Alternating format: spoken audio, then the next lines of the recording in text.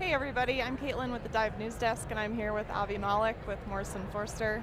Thanks so much for your time, Avi. It's great to talk with you. Of course, very happy to be here. Yeah, you have previous, regulatory experience. You were previously general counsel at the California Department of Financial Protection and Innovation. You were director of Fintech policy and senior counsel for House Financial Services Committee. How does the former, the regulatory lens inform how you're now counseling clients, on the private side?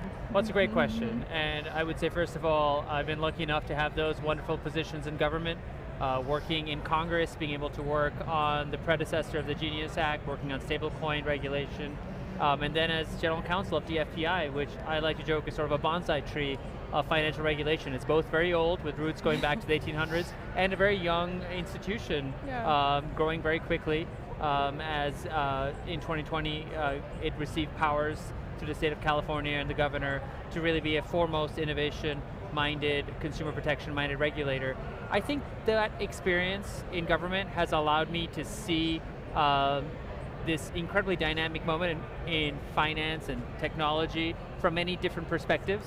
I think that'll certainly help product offerers, developers, partners in making sure that these products are built in a way to really succeed, to be innovative, and to be compliant under the law. I think that this is really an unparalleled moment, as the history of financial regulation shows. We're at a moment where there's a lot of interest in new types of asset classes, new types of investment mechanisms, and consumer products that can hopefully grow wealth for you and your family, while also making sure innovation stays in the United States. So I'm hoping that my experience in government, in innovation-minded places, both in state and federal, will help this new generation of technology and finance companies. Yeah, okay, great.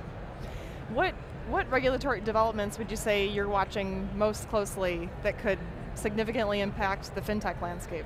Well, let me first start with digital assets. I mean, digital assets has been growing in a manner that I would say is really unparalleled.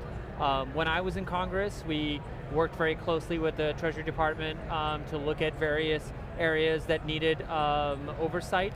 There was a President's Working Group report on stablecoins in 2021. 2022, we worked on using some of the best lessons learned from prudential regulatory approaches to financial products on stablecoins through various iterations. Now we have a law, the Genius Act, at the federal government. I think that there's a lot of interest in entering the digital assets market, both by retail users as well as by institutional companies. And I think that this is going to be a big part of 2026 onwards.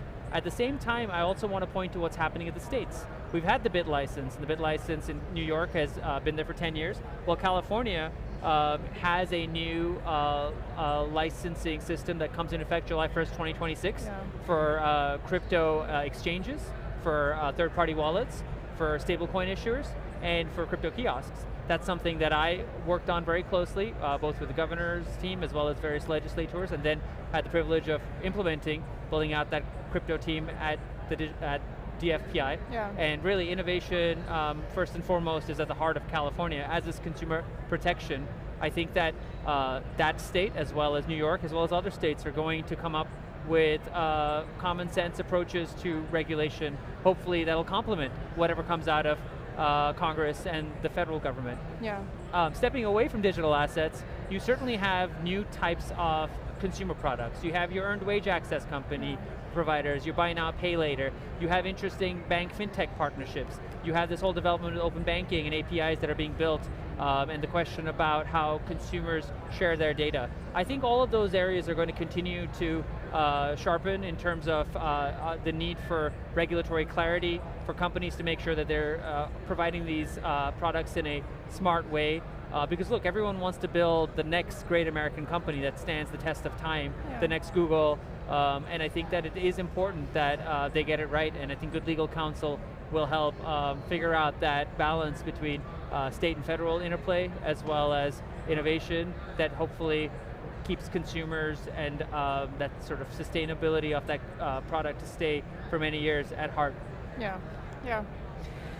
Well, I was going to ask you, I think you were starting to touch on it, but how do you expect other states to respond to California's digital assets framework? Will we see maybe a convergence toward that model, or do you expect to see more of a patchwork, or any thoughts on what else we could see from other states? I think it's a bit of both. There will be convergence. There will be shared principles that states, as they look to step into the space, and the federal government have come together on, be it making sure the reserves are there and that the quality of those reserves are strong, that there's adequate disclosures, that consumers know what they're getting into, that there's cybersecurity, sort of principles that we've learned through various generations of financial regulation over different asset classes. I think that Genius is showing that for the intent of what the federal government would want in that space. States will certainly also look to lead, maybe fill in the gaps here and there. Remember, Genius is really focused on one specific subset, stablecoins. The digital financial assets law is going to be a very dynamic build out, because we're talking about exchanges, we're talking about third-party wallets.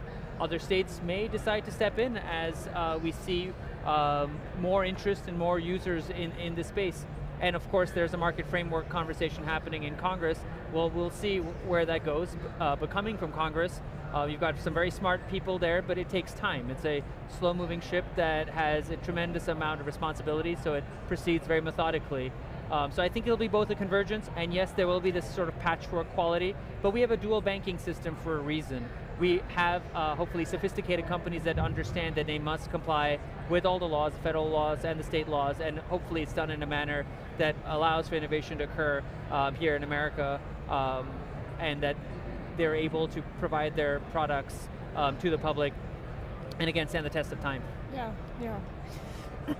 I know you mentioned EWA and buy now, pay later as well, and we're seeing states kind of pick up the mantle on regulation there too. So what state level developments do you anticipate in the months to come related to those products?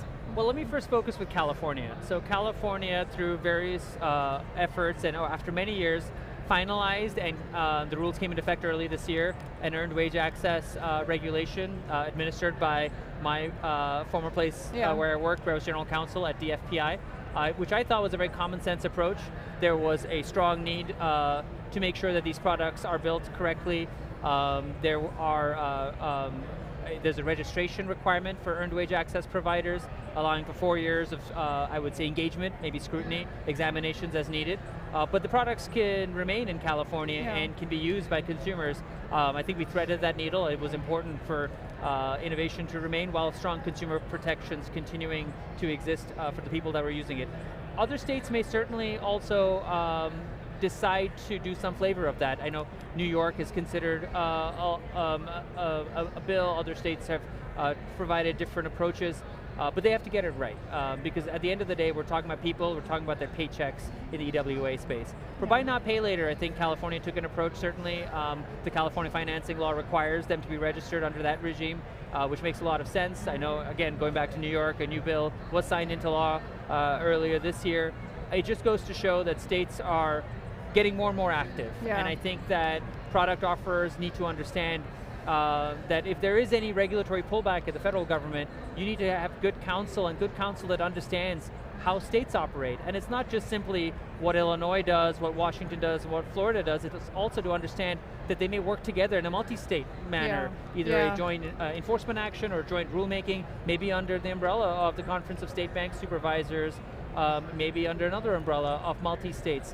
So that is the world that I come from, having worked with those entities, so that we understand that these product offerers are there, and that people want to use them, these products, and that states are going to play a larger and larger role. And I know it's tough when companies have to grapple with kind of that patchwork of state laws, but And sometimes it is a patchwork. Sometimes the threads and strands are interwoven in a manner where it makes a lot of sense, and you've got this, this tapestry that everyone is very happy with. I will also say there's something to be said that we have a federal system in the United States. It's a very large, very diverse country, so the states can't be the laboratories of these types of regimes where the federal government can pull from there. But yes, other times it can be duplicative. It can be inefficient. So we have to get it right. And I think that, in the space of fintech especially, there's so much interest, there's so much innovation occurring that states will lead on some areas, and in other areas they will work in partnership with the federal government, but it is very important that everyone understands that they have a voice and they should chime in either through rulemaking, through speaking to your policymakers to make sure that we get it right. Yeah, well that's great. Thank you so much for your time, Avi. It was great talking with you. I really appreciate it. Of course. Thank you, Caitlin. Thanks everybody. See you next time.